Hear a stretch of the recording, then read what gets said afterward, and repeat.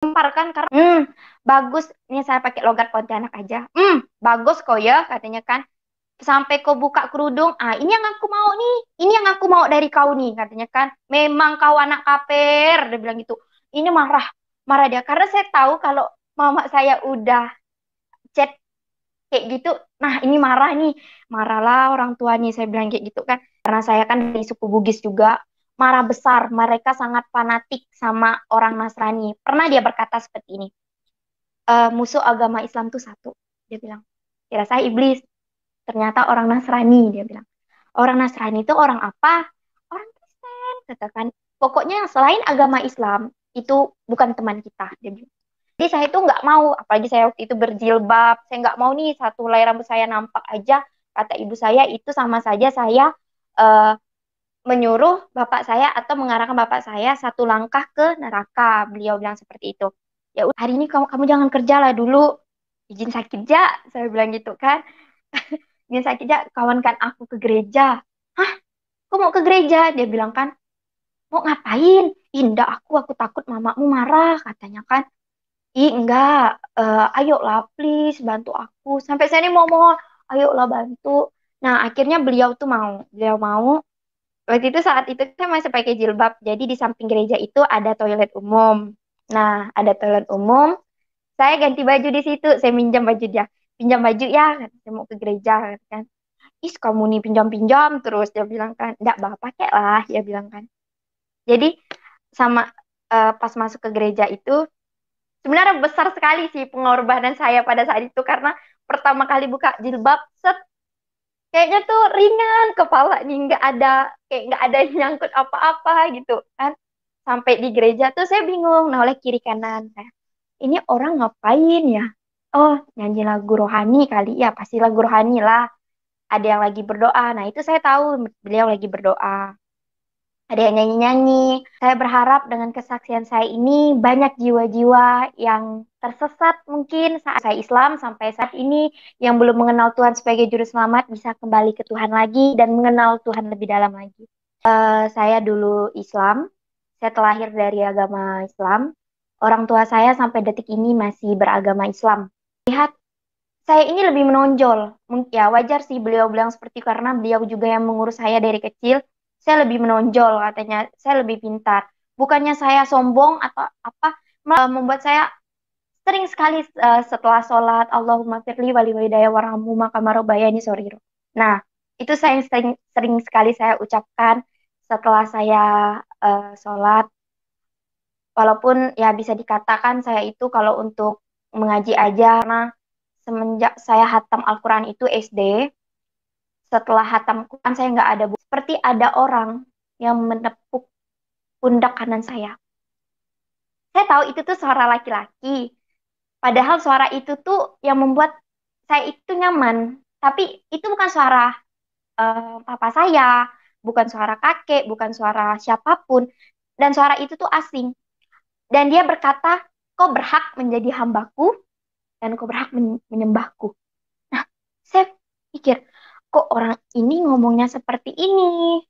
Kenapa Yesus menopang hidup orang-orang Kristen? Kenapa ya? Nah, di situ saya bertanya-tanya. Apalagi saya ini kan sudah dari dulu didoktrin nggak boleh eh, tahu agama yang lain. Karena menurut ibu saya waktu itu ngomong sama saya, agama yang dimuliakan, agama yang dijanjikan masuk surga itu hanya agama Islam. Nah, jembatan Siratul Mustaqim lah tuh kita bisa menuju surga, dia bilang. Nah, jadi saya itu nggak mau, apalagi saya waktu itu berjilbab, saya nggak mau nih satu helai rambut saya nampak aja, kata ibu saya itu sama saja saya eh, menyuruh bapak saya atau mengarahkan bapak saya satu langkah ke neraka, beliau bilang seperti itu.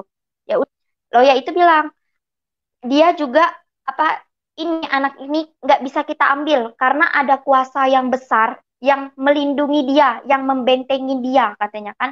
Ada kuasa besar dan kuasa itu saya nggak mampu, oh, kata dia. Saya nggak mampu, saya nggak kuat, oh, katanya. Nah, di situ dia mengakui kalau dia nggak mampu dan nggak kuat. Dia sebutin, mungkin nenek saya nanya pada saat itu ciri-cirinya seperti apa. Dia bilang itu seorang laki-laki. Laki-laki dia membawa tongkat. Dia bilang kayak gitu. Dia membawa tongkat. Nah, saya Saya kan pernah nonton film apa namanya sejarahnya Yesus Kristus mati di kayu salib. Beliau juga membawa tongkat kan, ketemu sama murid-muridnya. Ada membawa bukan kasih kayak kayu gitu. Nah, dia bilang dia membawa tongkat. Apa yang diomongkan sama adik-adik saya itu penafsirannya itu sama dengan apa yang saya lihat di kayu salib. Sama persis. Gambaran Yesus Kristus itu sama persis pada saat itu. Di situ saya langsung tersontak berpikir seperti ini. Kuasa yang besar. Langsung saya baca Alkitab pada saat itu. Saya dapat di Yohanes 10 ayat 28. Saya baca firman ini setelah saya berdoa berulang-ulang kali. Dan ini saya dapat lagi. Banyak sekali yang saya ucapkan, tetapi Tuhan itu sudah mencatatnya di Alkitab. Tuhan sudah mencatatnya walaupun saya belum membacanya pada saat itu. Tapi Tuhan sudah catat. Nah, situlah kuasa Tuhan yang membuat saya itu jauh lebih yakin Tuhan itu hidup. Tuhan yang saya pilih ini Tuhan yang benar. Tuhan yang nyata, Tuhan yang tidak pernah mati. Tuhan yang hidup kekal di surga dan dia akan menjemput saya. Dia akan kembali lagi eh, dia akan kembali lagi ke dunia untuk menjemput saya. Bukan hanya saya, tapi semua orang-orang yang percaya kepada Yesus.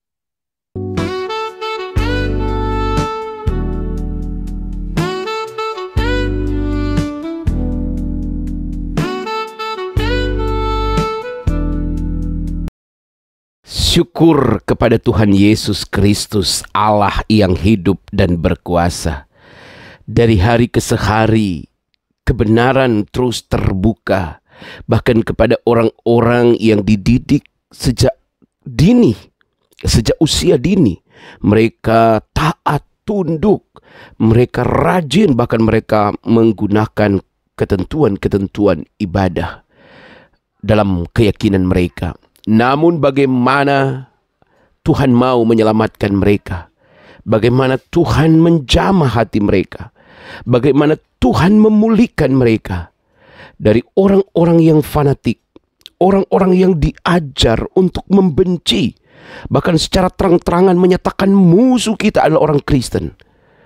Anak-anak ini justru tertarik dengan kekristenan. Dan hal yang paling luar biasa, ketertarikan mereka bukan soal-soal lain, tetapi ada sesuatu yang menjamah mereka. Ada sesuatu yang ditunjukkan kepada mereka. Ada sesuatu yang mendatangi mereka dan memberitahu bahwa keyakinanmu yang lama itu tidak sebanding dengan keyakinan percaya kepada Yesus Kristus, karena jaminannya adalah keselamatan sorga yang kekal. Nah, bagaimana kisahnya? Mari kita ikuti bersama kesaksian berikut ini. Saudara semua, Tuhan memberkati. puji nama Tuhan, saya bisa kembali bersaksi di depan saudara-saudara. Saya berharap dengan kesaksian saya ini banyak jiwa-jiwa yang tersesat mungkin saat ini, yang belum mengenal Tuhan sebagai juru selamat, bisa kembali ke Tuhan lagi dan mengenal Tuhan lebih dalam lagi. Perkenalkan, nama saya Priskanti Januarti. Saya sering dipanggil Kanti. Dan saya tidak ada mengubah nama sedikit pun. Waktu saya Islam sampai saya dibaptis, saya belum mengubah nama saya karena saya menghargai pemberian nama dari orang tua saya. Saya dulu Islam. Saya terlahir dari agama Islam. Orang tua saya sampai detik ini masih beragama Islam. Saya mengenal Tuhan saya itu, Tuhan Yesus Kristus, sejak bulan 12 2020. Itu saya belum dibaptis. Dan saya dibaptis itu tanggal 30 Maret 2021. Jadi sekitaran 1 tahun yang lalu. Nah, kenapa sih saya ini saya sebenarnya suka sih bersaksi ini, karena di sini saya selain membuat iblis itu menangis, kalah, saya juga merasa saya ini semakin kuat dengan saya menceritakan masa lalu saya. Dan harus saya bacakan juga firman Tuhan yang saya ambil dari kesaksian saya di 1 Yohanes 5 ayat 10. Barang siapa percaya kepada anak Allah, ia mempunyai kesaksian itu di dalam dirinya. Barang siapa tidak percaya kepada Allah, ia membuat dia menjadi pendusta, karena ia tidak percaya akan kesaksian yang dia berikan Allah tentang anaknya. Nah, ada juga di Matius Matius 10 ayat ke-32, setiap orang yang mengakui aku di depan manusia, aku juga akan mengakuinya di depan Bapakku yang di sorga. Yang ke-33, tetapi barang siapa menyangkal aku di depan manusia, aku juga akan menyangkal di depan Bapakku yang di sorga. Nah, sebenarnya kalau saya bacakan yang Matius 10 tadi itu membuat hati saya itu bergetar. Karena saya nggak mau kalau saya itu tidak diakui di depan Bapa yang ada di sorga. Sedangkan saya ini hidup untuknya. Saya mati hidup untuknya. Dan apapun yang saya lakukan, itu saya mau melakukan dengan secara kudus. Bukan karena untuk orang lain. Maka dari itu, sedikit saya ceritakan latar belakang saya. Sampai detik ini, ibu dan bapak saya masih beragama Islam. Saya dulu itu, kalau saya ceritakan ini benar-benar pahit. Pahit sekali. Saya 2004, umur saya 4 tahun, saya sudah merasakan, terus apalagi anak umur 4 tahun itu kan udah ngerti kan orang tua marah atau apa. Nah, saya sudah bisa merasakan orang tua saya itu lagi tidak baik-baik saja. Eh, Tidak baik-baik saja, sering bertengkar. Ya, maklumlah dalam rumah tangga kan. Cuman pertengkaran itu di tahun 2013 mereka berpisah. Di umur saya 13 tahun, besoknya saya ujian nasional SD. Mereka bertengkar dan akhirnya mereka itu pisah. Mereka pisah. Nah, itu yang membuat saya menjadi jauh lebih terpukul. Udahlah saya ini dari kecil umur 4 tahun itu saya sudah melihat orang tua saya itu bertengkar sampai mereka harus berpisah atau cerai. Saya diasuh oleh nenek saya. Kami itu tinggal di satu rumah. Ibu saya, nenek, dan saya itu tiga bersaudara. Saya anak kedua. Saya masih punya adik, sekarang sudah lulus sekolah. Kakak saya sudah menikah juga.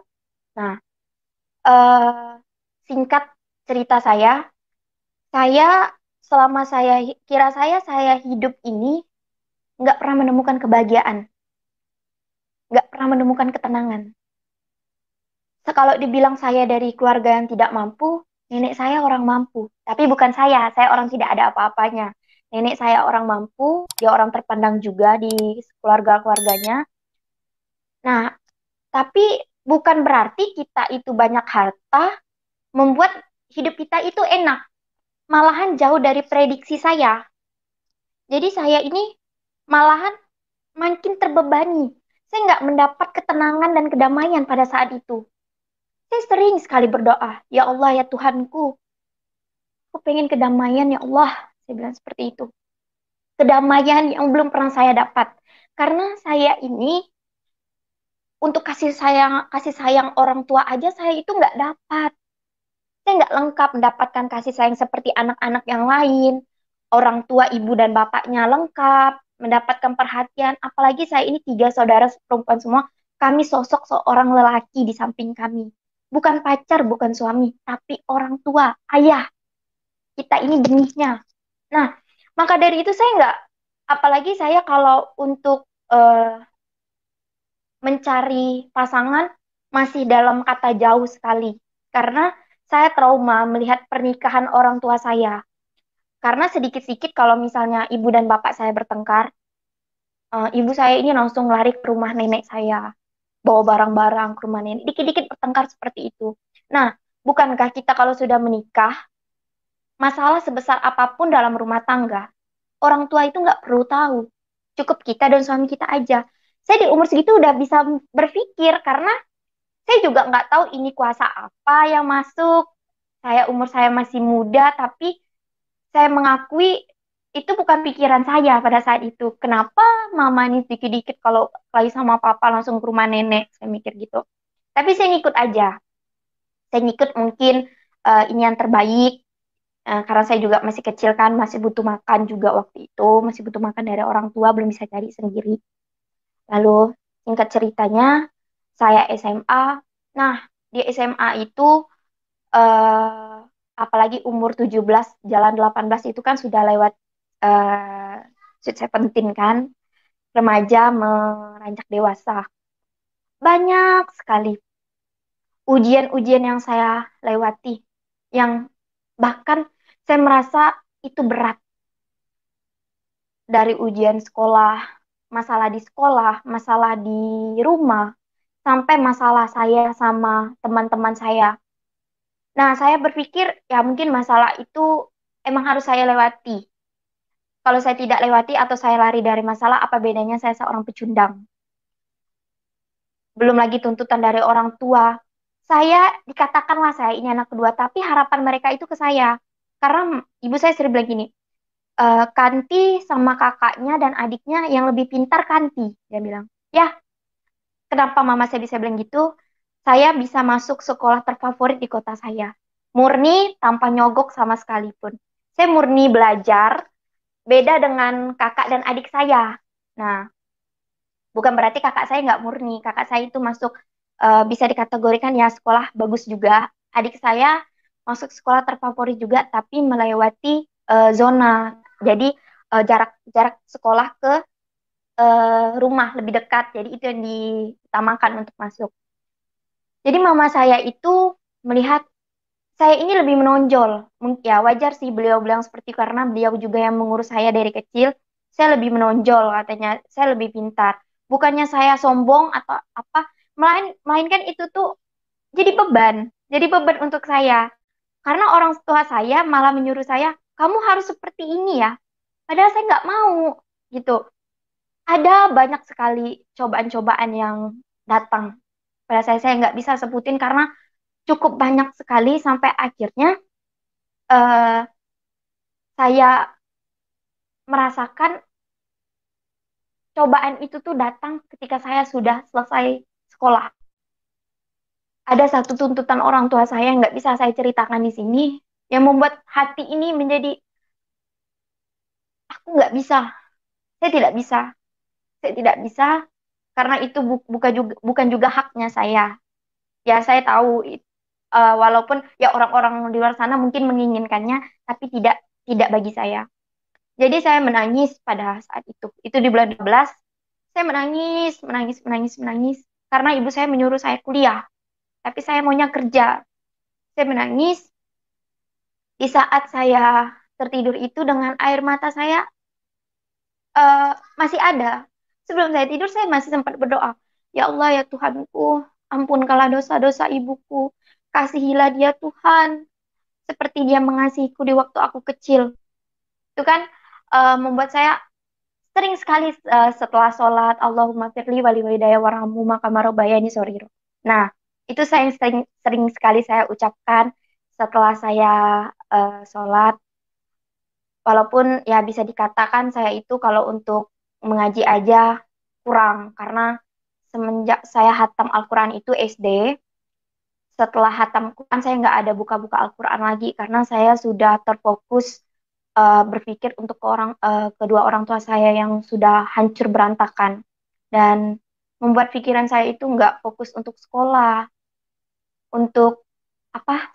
Untuk sekolah, untuk mengaji, sholat itu pun kata orang bisa belang-belang kambing. Nah, saya tidak mendapatkan ketenangan juga pada saat saya mendapatkan cobaan-cobaan itu. Yang saya balik lagi ketika saya tidur itu sambil menangis. Saya nggak tahu kenapa kalau tidur nangis itu enak, adem gitu. Mata saya itu rasanya adem, padahal kalau nangis itu kan panas. Seperti ada orang yang menepuk pundak kanan saya. Saya tahu itu tuh suara laki-laki. Padahal suara itu tuh yang membuat saya itu nyaman. Tapi itu bukan suara papa saya, bukan suara kakek, bukan suara siapapun. Dan suara itu tuh asing. Dan dia berkata, kau berhak menjadi hambaku dan kau berhak menyembahku. Nah, saya pikir, kok orang ini ngomongnya seperti ini? Bangun dari tidur saya tiba-tiba sudah pagi. Sudah pagi. Nah, saya langsung pergi kerja, siap-siap pergi kerja, prepare pergi kerja. Sampai di tempat kerja, saya tanya nih sama dua teman saya. Yang satu yang muslim, yang satu yang non-muslim. Eh, yang sama muslim. Aku tadi malam mimpi ini loh. Dia berkata seperti ini. Terus yang muslim bilang, ah itu cuma bunga tidur. Dia bilang, mungkin kau kecapean. Tapi mimpinya itu beda. Saya bilang, ya udah, singkat cerita, saya tanya lagi sama yang non muslim nih. Aku tadi malam mimpinya ini, kan? Ih, coba kau langsung ke gereja. Tiba-tiba dia itu langsung nyudutkan ke gereja. Nah, tersontak di hati ini kayak berkata, yuk pergi. Seperti ada dorongan, tarikan buat saya itu ke gereja. Padahal saya nggak mau pada saat itu kan. Cuman hati ini berkata, lebih baik ke gereja aja kali ya. Untuk mendapatkan mungkin di sana ada jawabannya. Tapi eh, karena saya nggak punya waktu untuk ke sana dan saya nggak punya teman juga, teman saya yang satunya itu kami nggak pernah satu shift, nggak pernah sama-sama off juga. Jadi kalau misalnya saya off, dia kerja. Jadi saya nggak punya teman lagi untuk datang ke gereja gitu kan. Jadi cara saya buat mencari taunya saya buka lagu rohani. Buka lagu rohani, lagu yang pertama kali saya dengar itu judulnya Engkaulah Perisaiku. Yang lagu seperti Engkaulah perisaiku saat badai hidup menerpaku. Firmanmu di dalamku tenangkan jiwaku. Ku kan berdiri di tengah badai dengan kekuatan yang kau berikan. Sampai kapanpun ku kan bertahan karena Yesus selalu menopang hidupku. Nah, saya tuh mendengar kalimat-kalimatnya itu, kenapa Yesus menopang hidup orang-orang Kristen? Kenapa ya? Nah, di situ saya bertanya-tanya. Apalagi saya ini kan sudah dari dulu didoktrin nggak boleh eh, tahu agama yang lain. Karena menurut ibu saya waktu itu ngomong sama saya, agama yang dimuliakan, agama yang dijanjikan masuk surga itu hanya agama Islam. Nah, jembatan Siratul Mustaqim lah tuh kita bisa menuju surga, dia bilang. Nah, jadi saya itu nggak mau, apalagi saya waktu itu berjilbab, saya nggak mau nih satu helai rambut saya nampak aja, kata ibu saya itu sama saja saya eh, menyuruh bapak saya atau mengarahkan bapak saya satu langkah ke neraka. Beliau bilang seperti itu. Ya udah, saya menghargai ibu saya nggak mau, masih nggak mau nih, masih berkuat untuk tidak ke gereja, tapi mendengarkan lagu-lagu rohani, apalagi lagu yang tadi saya nyanyikan, itu tuh membuat hati damai sejahtera itu ada. Ini yang saya cari. Masa sih dengan cuman satu lagu saya buat saya damai? Saya masih penasaran kan ini lagu biasa toh, saya bilang seperti itu. Tapi eh, seiring dengan berjalannya waktu, hati ini nih kayak di lewat gereja itu kayak ada magnet yang menyuruh saya masuk gitu kan. Jadi saya memberanikan diri mengajak satu teman saya tiba-tiba suruh dia, hari ini kamu jangan kerja lah dulu, izin sakit ja, saya bilang gitu kan. Izin sakit ja, kawankan aku ke gereja. Hah, kok mau ke gereja? Dia bilang kan, mau ngapain? Indah aku takut mamamu marah, katanya kan. Ih, enggak, ayolah please bantu aku. Sampai saya ini mau mohon, ayolah bantu. Nah, akhirnya beliau mau. Waktu itu saat itu saya masih pakai jilbab, jadi di samping gereja itu ada toilet umum. Nah, ada toilet umum, saya ganti baju di situ, saya minjam baju dia. Pinjam baju ya, kata, saya mau ke gereja kan. Ih, kamu nih pinjam-pinjam terus, dia bilang kan. Enggak, bapak pakai lah, dia bilang kan. Jadi sama pas masuk ke gereja itu, sebenarnya besar sekali sih pengorbanan saya pada saat itu karena pertama kali buka jilbab, set, kayaknya tuh ringan kepala nih, nggak ada yang nyangkut apa-apa gitu kan. Sampai di gereja tuh saya bingung, nah oleh kiri kanan saya, ini orang ngapain ya? Oh, nyanyi lagu rohani kali ya, pasti lagu rohani lah. Ada yang lagi berdoa, nah itu saya tahu beliau lagi berdoa. Ada yang nyanyi-nyanyi. Terus pas ibadah tuh dimulai, yang WL itu, waktu itu saya bilang bukan WL, yang penyanyi di depan itu menyapa, "Shalom," katanya. Saya ikutlah di tangan saya silat kiri kanan, segini juga. Nah, habis itu diundang bangkit berdiri. Di situ kami bernyanyi lagi, bernyanyi lagi. Nah, lagu yang dinyanyikan itu, padahal saya nggak pernah dengar sama sekali. Cuman mulut ini dengan spontan ngikut. Padahal liriknya memang ada, cuman tuh kayaknya gampang banget. Saya sampai menangis-menangis. Kayak memang nangis saya itu nangis kebahagiaan, bukan nangis yang karena nyesal, takut, melainkan Tuhan, inilah kedamaian yang aku cari selama ini. Terpanggil. Padahal saat itu saya nggak ada yang mendoktrin saya untuk belajar agama Kristen, nggak ada, atau membuka Alkitab. Saya aja nggak punya Alkitab. Al-Quran aja jarang saya baca. Saya pikir seperti itu, apalagi Alkitabnya agama lain. Saya mikir gitu kan. Cuman di situ selesai dari gereja, nggak tahu kenapa Tuhan itu cepat sekali membuktikan kebenaran. Padahal saya nggak mau pada saat itu kasih tahu mama saya atau keluarga-keluarga saya kalau saya ke gereja. Pasti mereka marah besar, saya tahu. Karena saya kan dari suku Bugis juga, marah besar. Mereka sangat fanatik sama orang Nasrani. Pernah dia berkata seperti ini, musuh agama Islam tuh satu. Dia bilang, kira saya iblis. Ternyata orang Nasrani, dia bilang. Orang Nasrani itu orang apa? Orang Kristen, katakan. Pokoknya selain agama Islam, itu bukan teman kita, dia bilang. Bukannya kita nih di sini Bhinneka Tunggal Ika bersatu, berbeda-beda tapi tetap satu. Cuman tidak di dalam keluarga saya. Ya mereka sapa menyapa seperti itu aja, tapi untuk akrab gitu mereka enggak mau. Setelah itu keluar dari gereja, ini kan pakai motor. Ini gerbang gereja nih, pagarnya saya keluar. Ini mobil tiba-tiba lewat. Dan itu plat KB-nya itu plat KB mobil tante saya. Yang di dalam mobil itu ada mama, ada adik, ada nenek. Wah, ramai tuh di dalam mobil. Tiba-tiba HP saya bunyi. Mama nelpon, nggak saya angkat nih. Saya suruh teman saya, ngebut lah, ngebut. Kata saya bilangnya. Saya bilang gitu, itu mobil mama aku di belakang. Saya bilang gitu kan. Eh, ngebut lah teman saya ini. Sampai di tempat makan. Karena selesai dari situ, saya mau bekerja. Teman saya nggak kerja. Tapi saya tetap kerja, masuk siang kan. Eh, ibu saya ngechat seperti ini. Mama saya ngechat seperti ini. Bagus. Ini saya pakai logat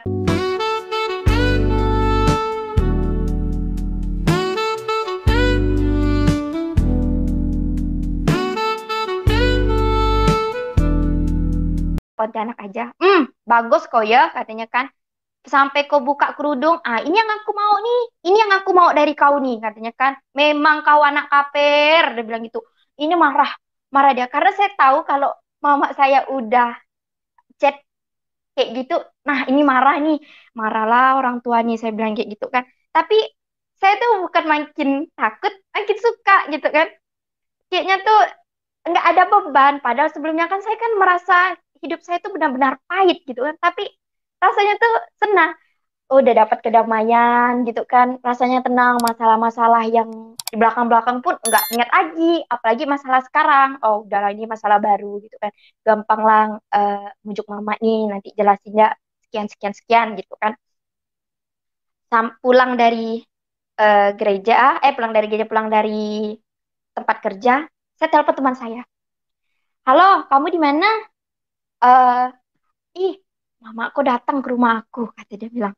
Hah, benar lah, kata saya bilang. Ya, mama aku datang sama tante kau, kata dia bilang kan. Aduh, berdebar nih, berdebar.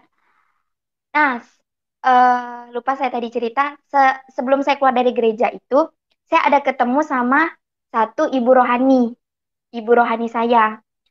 Nah, dia yang eh, menyuruh saya ikut DC. DC itu kumpulan orang-orang Kristen yang untuk bersekutu, untuk bersatu, untuk saling menguatkan. Kami biasa di situ setiap hari Jumat. Nah, pada saat itu saya juga dipertemukan sama Ibu Gembala, Ibu Gembala. Nah, Ibu Gembala itu tanya sedikit latar belakang saya. Terus udah sedikit latar belakang saya ceritakan, dia langsung mendoakan, ditopang doa di atas kepala saya. Dan saya ingat doanya seperti ini. Yang terakhir saja sih saya ingat. Tutup bungkus anakmu Tuhan dengan darah Yesus. Nah, saya mikir, Lah kok darah Yesus? Saya bilang gitu kan. Nah, lanjut lagi ceritanya. Pulang pulang dari tempat kerja, saya langsung ke rumah teman saya nih. Saya langsung telepon ibu rohani saya. Ibu, ini saya yang tadi di gereja. Bu, ini mama saya ada di rumah teman saya yang tadi. Kayaknya dia mau marah-marah, Bu. Nah, di situ saya takut. Gempar kan, karena kalau mama saya marah itu jarang kok di rumah orang. Pasti di rumah. Nah, kalau udah sampai ke rumah orang, saya jadi takut. Saya takut.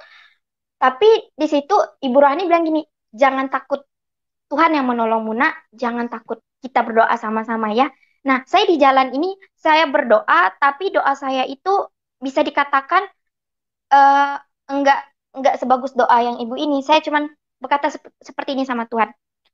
Tuhan, jika ini jalan yang benar, kasih satu pertanda Tuhan. Kalau memang jalan yang saya pilih ini jalan yang benar, jangan engkau keluarkan air mata saya ketika saya nanti ketemu sama ibu saya. Tapi jika jalan yang saya pilih ini jalan yang salah, keluarkanlah air mata ini Tuhan. Karena saya kalau melihat ibu saya menangis, saya pasti ikut menangis. Pada saat sampai di sana, tak standar motor, saya langsung masuk. Permisi. Kan teman saya kan bukan Islam. Jadi saya bilang permisi. Mama saya ini udah nangis, mukanya merah.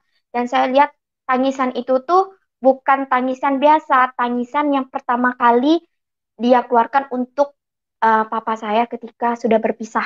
Nah, kelihatan lagi nih tangisan itu. Jujur hati saya terpukul sekali melihat tangisan itu tuh benar-benar terpukul. Karena saya nggak pernah buat ibu saya tuh nangis kayak gitu. Jadi saya itu nggak bisa nangis. Kok matanya nggak nangis? Saya mikir gitu kan. Nah, tante saya langsung bilang, kenapa kamu pakai jilbab? Dia bilang, ya tante tadi ganti kerja. Kan di tempat kerja kamu ada itu katanya, ada toilet. Bukalah jilbabnya di toilet katanya. Saya diam aja nih. eh Tahu kan maksud maksud tante ke sini ngapa katanya kan? Ya tahu, saya tahu pasti dia mau usir nih, mau usir kan?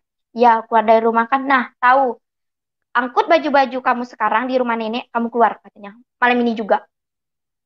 Ya udah dengan hati yang kuat, ini nih kayak oke, saya keluar. Keluar sampai di motor tuh nggak nangis sama sekali.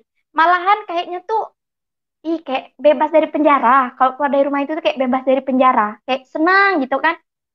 Sampai akhirnya pada saat saya keluar,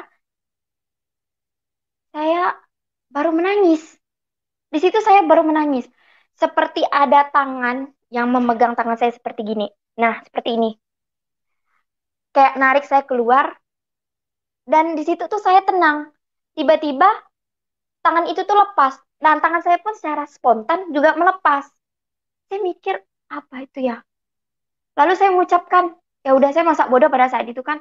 Saya langsung mengucapkan, terima kasih Tuhan, kau telah memberikan tanda yang aku ucapkan tadi Tuhan sebelum pergi dari sini Tuhan.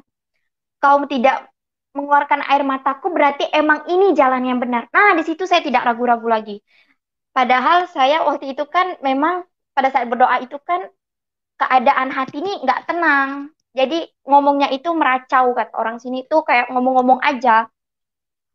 Lalu saya langsung berpikir, berarti jalan yang saya pilih ini jalan yang benar. Karena Tuhan tidak mengeluarkan satu air mata saya pun keluar gitu, nggak mengizinkan. Nah, saya dapat itu di firman Tuhan setelah saya sudah bisa membaca Alkitab di Yesaya 41 ayat 13. Sebab aku ini Tuhan Allahmu memegang tangan kananmu dan berkata kepadamu, janganlah takut, akulah yang menolong engkau. Nah, di situ sebelum saya tahu isi firman Tuhan ini sudah kejadian di hidup saya sebelum saya bisa membaca Alkitab, belum menyentuh Alkitab. Sudah tertera di Yesaya 41 ayat 13. Jadi saya berpikir, berarti isi di Alkitab ini belum saya baca pun sudah kejadian duluan di hidup saya. Jadi saya tidak pernah ragu-ragu lagi, saya tidak takut. Singkat cerita, setelah itu saya diusir dari rumah. Diusir, besok paginya saya off. Saya off, itu di tanggal 15 saya diusir dari rumah. Lalu saya cari kos-kosan. Sedangkan saya gajian itu kan di akhir bulan tanggal 30. Jadi nggak ada uang sama sekali. Akhirnya saya minjam uang sama teman saya untuk ngekos. Sedangkan kos saya tuh 600.000 per bulan. Uang sama sekali nggak saya pegang. Saya cuma pegang uang waktu itu nggak sampai 100 ribuan. Cukup-cukup ya beli air minum lah gitu kan. Saya cari kos yang dekat dengan rumah juga, masih satu jalan dengan rumah saya. Saya telepon bapak kosnya. Pak, boleh nggak kalau saya bayar kosnya setengah bulan dulu karena saya gajian ini di tanggal 30. Nanti saya bayar langsung 600.000 di tanggal 1. Jadi enak penghitungannya, Pak. Oh, boleh, kata bapak kosnya. Puji Tuhan, apa yang membuat saya ini bimbang, membuat saya khawatir itu Tuhan kasih jalan terus untuk saya. Kasih jalan terus, jalan yang lebar untuk saya. Jadi nggak ada kendala apapun. Jadi saya merasa enteng aja. Saya ambil barang-barang saya waktu itu pakai Grab ngambilnya. Saya ambil barang-barang karena lumayan banyak juga. Tapi saya nggak ada membawa satu harta pun yang dikasih sama ibu saya. Saya nggak ada bawa cincin emas, saya nggak ada bawa anting-anting atau kalung atau apapun. Saya cuma membawa motor saya yang saya beli sendiri. Itu keluar dari rumah, banyak sekali tanggungan saya. Motor saya masih kredit waktu itu 1.350.000, handphone masih kredit 850.000, bayar kos 600.000. Coba saudara bayangkan gimana saya itu bisa mencukupkan angka-angka itu dalam kehidupan saya selama 1 bulan. Saya aja biasa mikir, aduh, banyak sekali pengeluaranku ya. Saya mikir kayak gitu. Apakah bisa gaji saya ini nutup? Malahan gaji saya itu minus. Minus karena gaji saya UMR di sini 2.500.000. Minus. Tapi saya nggak khawatir sama sekali. Saya yakin Tuhan pasti menolong. Tuhan pasti menolong. Sesuai di dalam firman Tuhan, dalam Yohanes 15 ayat 16, bukan aku yang bukan kamu yang memilih aku, tetapi akulah yang memilih kamu. Dan aku telah menetapkan kamu supaya kamu pergi dan menghasilkan buah. Dan buah itu tetap. Supaya apa yang minta kepada Bapa di dalam namaku diberikannya kepadamu. Terus di dalam Yohanes 14 ayat 6, akulah jalan kebenaran dan hidup. Tidak ada seorang pun yang datang kepada Bapa kalau tidak melalui aku. Nah, saya membaca firman Tuhan ini, saya langsung terkonek dengan kehidupan saya. Tuhan tidak bakalan meninggalkan saya sendiri. Walaupun saya sendiri, saya serba kekurangan. Tapi Tuhan selalu mencukupkan dengan caranya sendiri, dengan zatnya sendiri. Dan saya percaya itu. Saya alami dengan hidup saya bercerita bukan mengada-ngada karena saya sendiri yang mengalaminya. Jadi membuat saya itu semakin kuat, semakin bertambah jiwa saya, semakin kuat keimanan saya, karena di saat saya lagi kesusahan pun, saya tidak merasa susah. Hidup saya yang kurang pada saat itu, Tuhan cukupkan dengan caranya, dengan tangan Tuhan sendiri. Seiring berjalannya waktu, ada satu hari ketika saya mau pergi kerja. Saya pergi kerja, nggak tahu kenapa, di depan saya itu seperti ada tali yang membentang, itu tali wifi. Pada saat itu setelah kejadian saya tahunya itu tali wifi. Saya melihat di depan tuh nggak ada apa-apa. Saya bawa motor, langsung ini tali langsung set katanya. Langsung kayak gini ke leher saya. Cuman kalau emang tali wifi itu ngikat banget di sini, otomatis kan saya contohin pakai kalung saya aja. Otomatis kan ininya kan pasti ikut kena juga ya nggak sih? Nah, ikut kena juga. Jadi pada saat itu saya langsung motor saya jalan sendiri. Saya udah bergantung di tali wifi kayak gantung diri gitu. Saya udah lihat saya dengan kunang-kunang mata saya motor saya itu jalan sekitaran nggak tahu kurang lebih 1 meter mungkin ya karena nggak jelas juga jatuh sebelah kiri. Terus saya langsung nggak sadarkan diri. Tiba-tiba saya ada di rumah orang. Ternyata abang wifi itu bilang, saya nggak lihat kakak kalau kakak lewat, katanya bilang gitu kan. Ya bang, saya juga nggak lihat bang kalau abang tuh lagi tarik kabel, saya bilang kayak gitu. Ya makanya saya aja kaget, Nah, sama-sama kaget di sini. Saya juga nggak bisa menyalahkan karena saya ini nggak tahu mau mau ngapain. Saya langsung telepon supervisor saya izin, saya fotokan, saya lihat luka saya ini, ih, saya aja tuh jujur kalau ingatnya tuh takut karena sampai berdarah-darah. Ini sampai koyak, untung nggak kena apa nadi. Tapi yang tengah ini nggak luka, kayak ada jari, kayak ada tangan yang menopang di sini, kayak melindungi. Karena kalau saya praktekin sekarang, kalau kita tekan ini kan sakit ya, sakit. Tapi mungkin tangan Tuhan, udah pasti itu tangan Tuhan yang menopang, tangan Tuhan yang melindungi. Dia nggak mau anak kesayangannya ini, anak yang baru dipilihnya ini, kenapa? Karena Tuhan punya pesan yang sangat-sangat penting untuk saya yang harus saya selesaikan. Nah, di situ saya langsung telepon kakak angkat saya. Kakak angkat saya waktu itu orang Cina. Cina. Saya telepon, tolong ke mana? Ke kos. Soalnya Kanti habis kecelakaan. Saya nggak cerita ini, soalnya nggak bisa ngomong. Saya langsung diantar sama tukang wifi tuh. Untung tukang wifi tuh jujur ya. Saya tunjukin apa namanya alamat kos saya emang nggak jauh dari tempat saya kejadian, tempat saya eh, jatuh itu. Langsung nggak lama itu Cece langsung ada juga. Cece langsung ada, langsung lah diobatinya pakai betadin. Ayo, ya dia bilang kan, kenapa lukamu nih? Katanya kan, kena apa? Gimana ceritanya? Nah, saya ceritain lah sama beliau. Beliau aja tuh kayak, kok nggak masuk akal ya? Kata, kok ininya nggak kena ya? Dia bilang, nggak lo gak ceh, kuasa Tuhan lah. Nah, di situ eh, eh, malamnya saya ikut komsel. Malamnya saya ikut komsel. Nah, dapat nih hadiah dari ibu rohani saya, Alkitab. Setelah saya pulang komsel, Kanti, ibu mau kasih kamu hadiah, katanya. Kira saya hadiah apa kan? Rupanya Alkitab. Nah, ini nih, kalau menurut saya, Alkitab yang diberikan sama beliau itu lebih dari uang, lebih dari segala-galanya. Karena emang ini yang mau saya baca. Emang ini yang saya penasaran isi dalam ini nih apa. Karena saya lihat seperti kamus gitu kan, kalau saya lihat sekilas. Jadi pulang dari komsel, malamnya itu pulang dari komsel, luka ini nih makin tambah panas. Kayak ada korek api yang membakar di sininya. Kayak dikelilingi korek api gitu. Panas. Jadi saya tuh nangis. Apalagi saya nggak bisa ngadu ke siapa-siapa. Ke teman aja saya nggak mau mengadu gitu. Karena saya merasa ini aku harus hidup mandiri. Harus hidup sendiri. Apalagi saya belum menikah atau apapun. Saya masih sendiri juga. Jadi semuanya itu serba sendiri. Jadi saya berpikir, oh ya udah deh, coba aku baca Alkitab aja. Saya baca Alkitab, lalu eh, setelah saya baca Alkitab sedikit, luka saya ini makin tambah panas. Ya udah, saya tutup Alkitabnya, tutup Alkitab.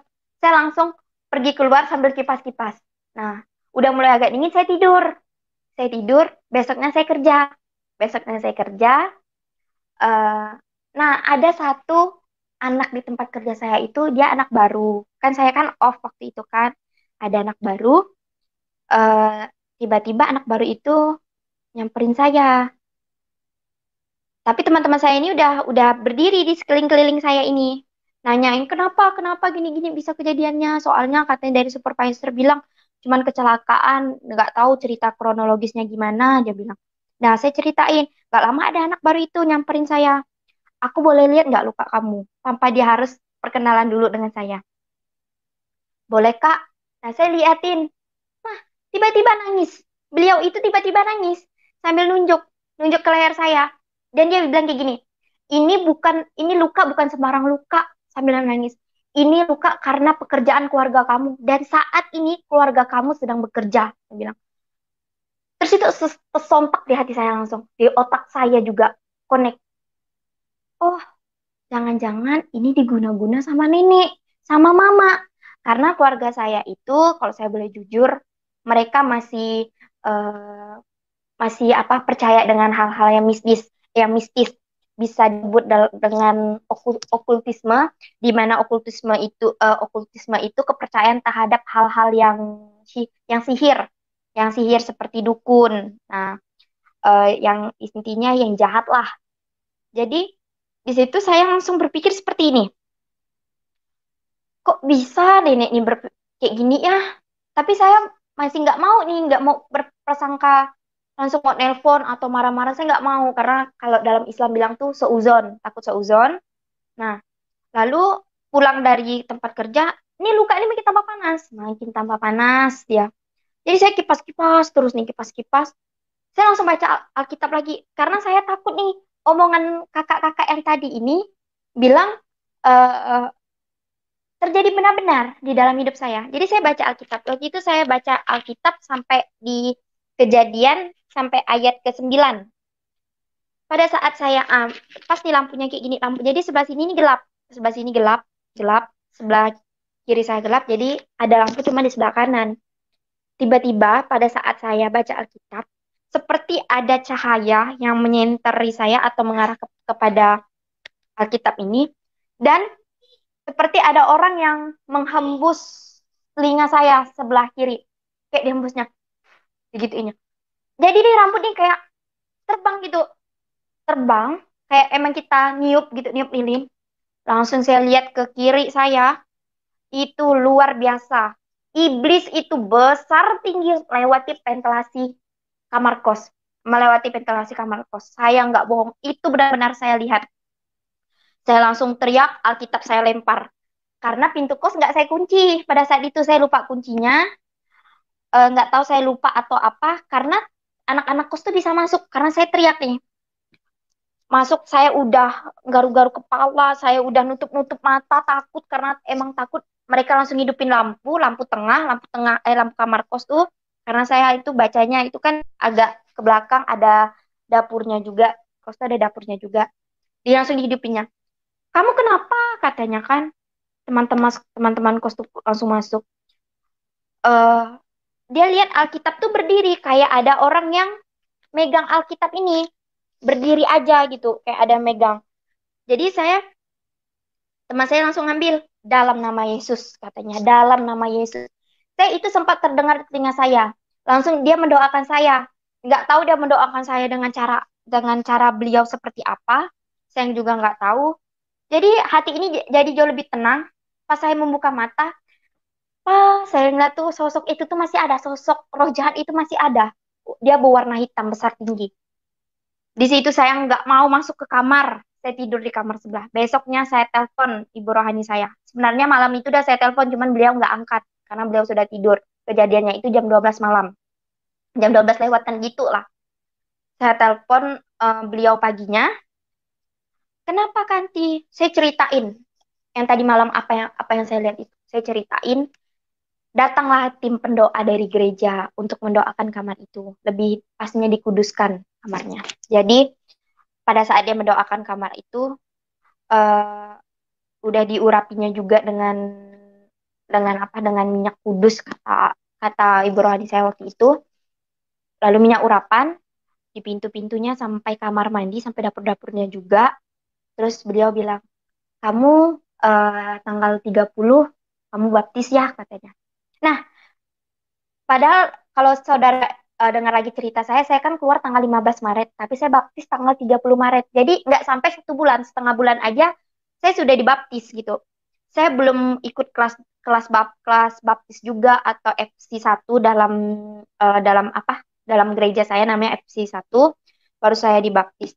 Nah, pada saat hari itu tanggal 30 jam 1 saya ikut kelas baptis, sorenya saya langsung baptis.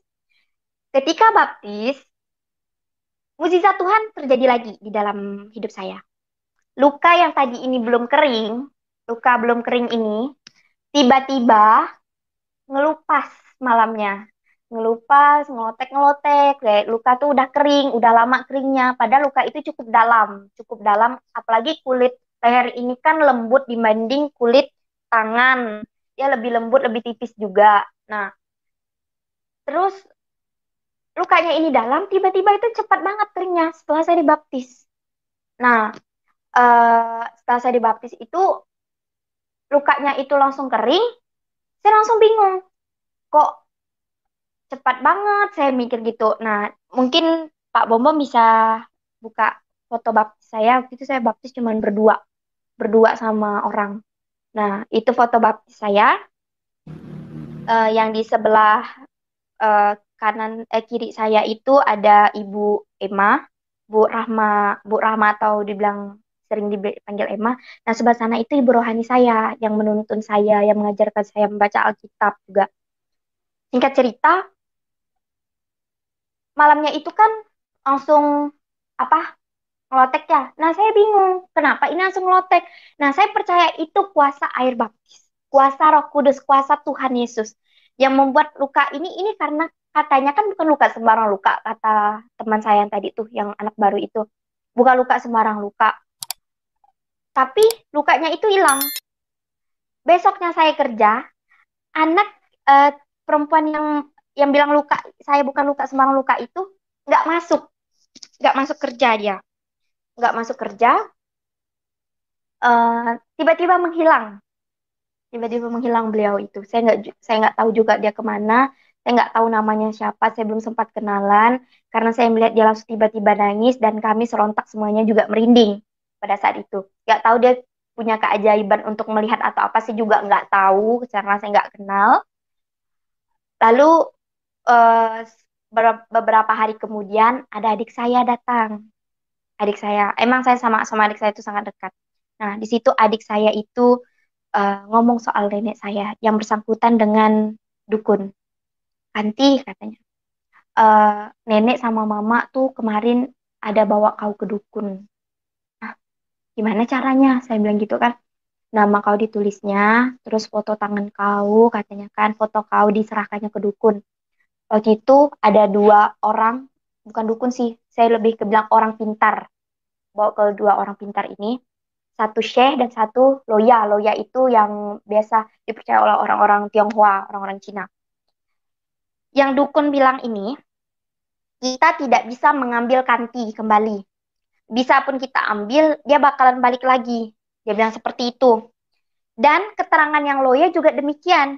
Kita, dia ngomong pakai bahasa Cina. Jadi yang bisa translatekan bahasa Cina itu ada mertuanya kakak saya.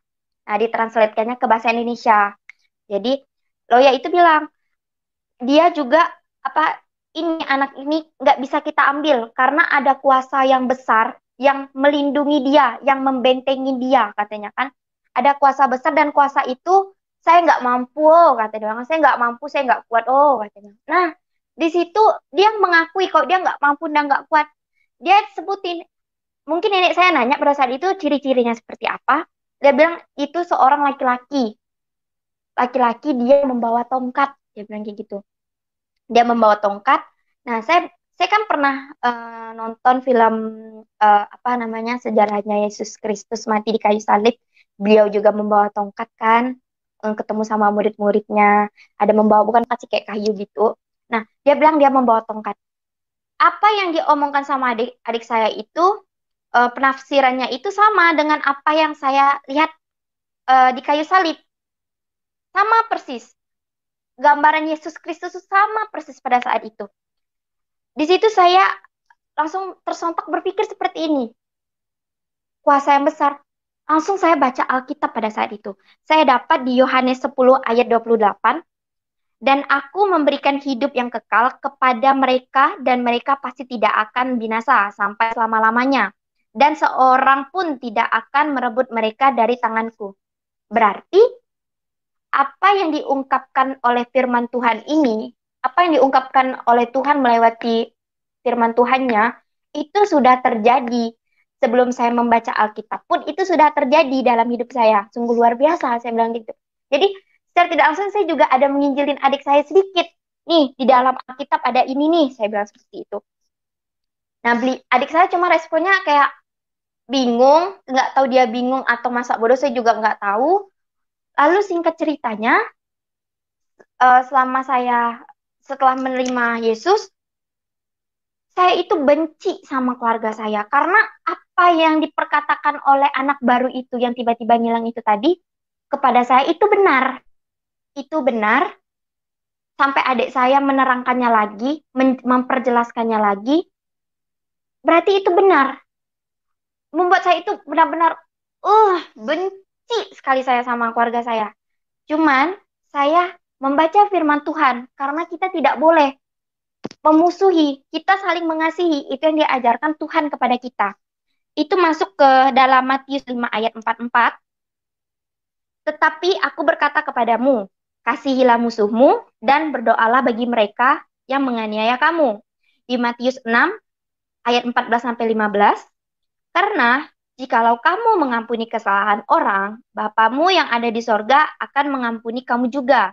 Tetapi jikalau kamu tidak mengampuni orang, Bapamu juga tidak akan mengampuni kesalahanmu. Saya langsung mikir, jangan sampai Tuhan gak mengampuni kesalahan saya. Sedangkan saya hidup dan mati saya untuk Dia.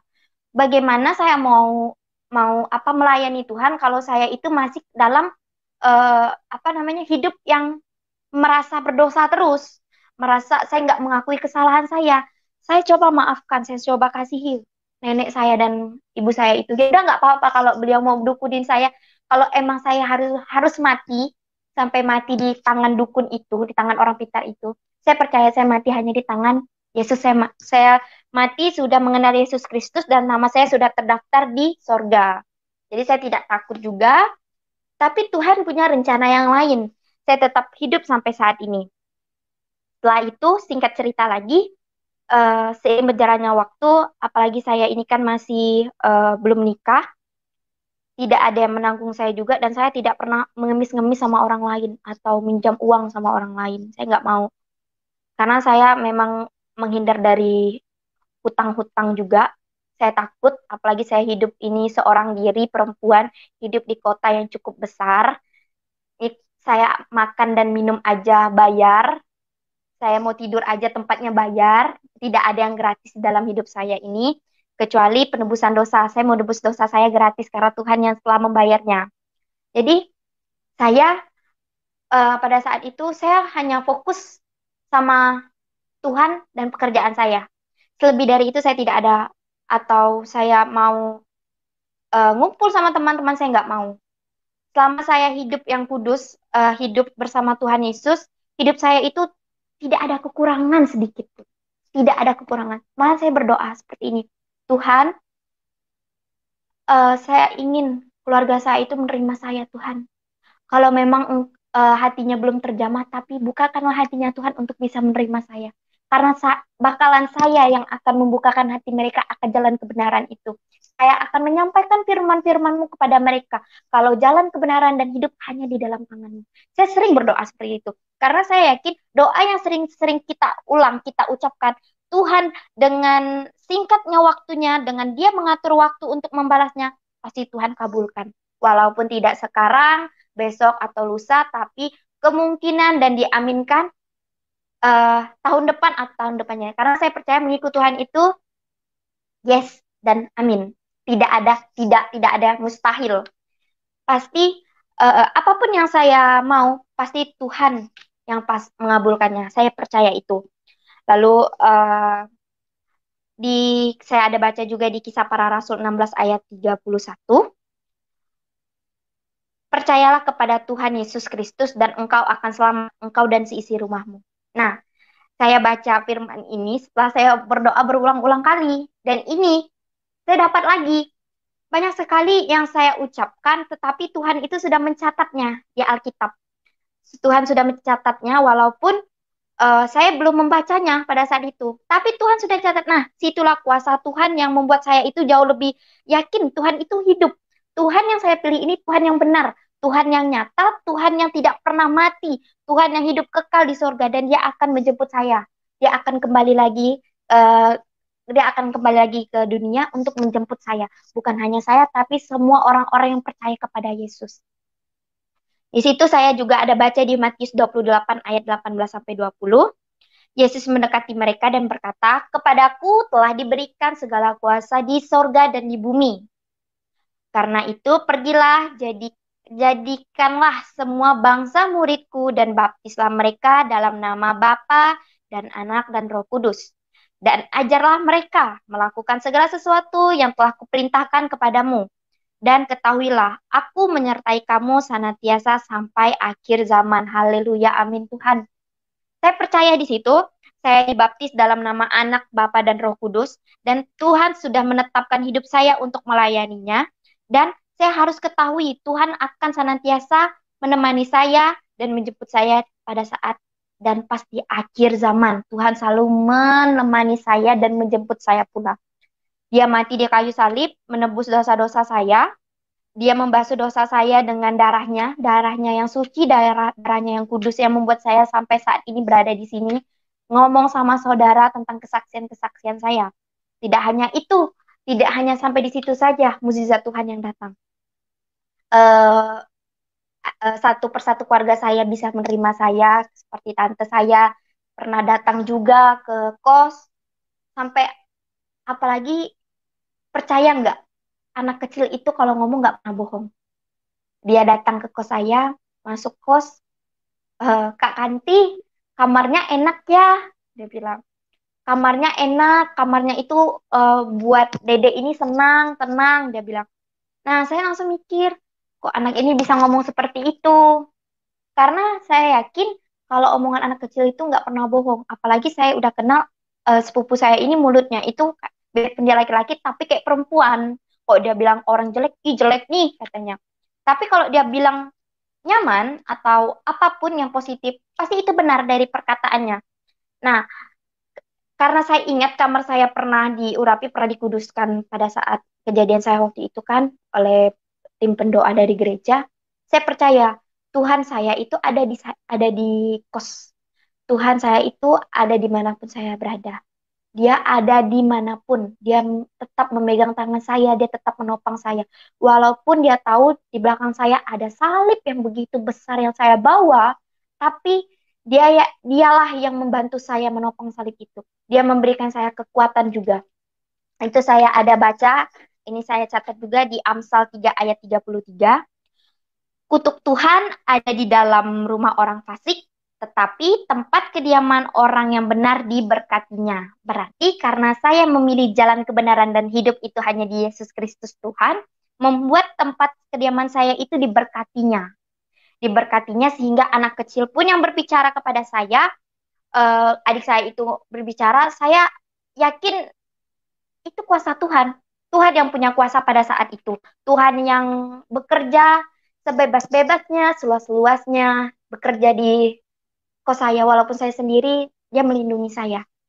Karena di sini saya merasa jauh lebih yakin lagi, walaupun saya sudah kehilangan ibu dan bapak saya tidak saya tidak pernah tawar hati, tidak pernah tawar hati takut untuk mengikut Tuhan, walaupun saya harus kehilangan seluruh keluarga saya nggak pernah takut. Karena di situ di Mazmur 37 ayat 5 sampai 6, serahkanlah hidupmu kepada Tuhan dan percayalah kepadanya, dan Ia akan bertindak. Ia akan memunculkan kebenaranmu seperti terang dan hakmu seperti siang. Hak saya untuk hidup. Hak saya untuk hidup, hak saya untuk melayani Tuhan. Maka dikasihnya siang. Siang di hidup saya nggak pernah merasakan kesepian. Saya tidak merasakan sendirian. Saya tidak merasakan apapun yang membuat diri saya ini, padahal saya ini sendiri. Apalagi pada waktu itu malam takbiran, saya merasakan, apalagi saya ini dekat sama orang tua saya itu, sama mama itu kayak pinang dibelah dua. Sampai orang-orang tuh bilang, Kanti sama mamanya itu dekat sekali. Kami tidur aja berdua, karena mama kan sama papa kan udah pisah. Adik saya tidur sama kakak saya tidur sama mama saya. Satu tempat tidur. Apalagi kalau sebelum tidur dia suka ngelus-ngelus kepala saya. Sebenarnya saya kalau keceritain mau nangis, cuman Tuhan itu nggak mengizinkan air mata saya jatuh. Karena Tuhan bilang, walaupun saya ditinggalkan kedua orang tua saya, tapi Tuhan yang menyambut saya. Jadi saya nggak mau nangis, saya nangis hanya untuk Tuhan. Saya nggak mau nangis hanya untuk orang tua saya, karena bukan orang tua saya yang menyelamatkan kehidupan saya. Keselamatan hidup saya hanya ada di Yesus Kristus. Yesus Kristuslah jalan kebenaran dan hidup, jalan yang terang. Sudah cukup saya berada di lembah kegelapan yang membuat saya itu tidak tenang. Dan sekarang saya sudah berada di daratan, di udara dengan suasana yang nyaman, yang damai sejahtera dalam hidup saya. Saya bisa di sini berbicara, saya bisa melakukan apapun yang saya mau atas kehendak Tuhan. saya tidak merasa kekurangan, apapun yang saya kurang dicukupkan sama Tuhan, dicukupkan sama Tuhan, yang sulit dipermudahkan sama Tuhan, yang tidak ada diadakan sama Tuhan. Tuhan melengkapi hidup saya secara tidak langsung. Karena saya percaya Tuhan itu dialah Bapakku. Dia Bapakku. Di sini saya ada baca di waktu itu pendeta ada pada saat ibadah saya ada catat beberapa poin yang pendeta bilang. eh, Dia telah menebus kita secara pribadi sehingga kita menjadi milik kepunyaannya. Kerinduannya adalah menjadi Bapa bagi kita, yaitu Bapa yang menjadi pemberi. Pemberi apapun yang kita mau diberikannya. Karena doa orang baik akan cepat terkabulkan, walaupun tidak secara spontan.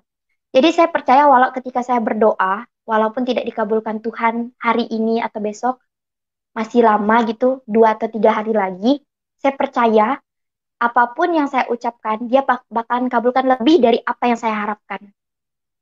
Terus dia juga pelindung. Saya tidak ada orang tua, saya tidak ada keluarga yang melindungi saya, tapi dia selalu melindungi saya. Contohnya pada saat saya terkena tali wifi, beliau, Tuhan itu menolong saya. Saluran pernapasan saya dilindunginya dengan tangannya. Nah, dia sebagai pelindung. Dia sebagai penghibur. Di saat saya kesepian, saya menghibur diri saya dengan menyanyikan lagu rohani. Nah, lagu rohani yang suka saya bacakan, yang suka saya nyanyikan itu yang sampai akhir hidupku. Lagunya seperti ini. Bapa, Engkau mengenalku lebih dari siapapun. Engkau tahu ceritaku dan isi hatiku. Tak peduli masa lalu, Engkau tetap memilihku. Ubahkanku, sempurnakan, jadi karya yang indah.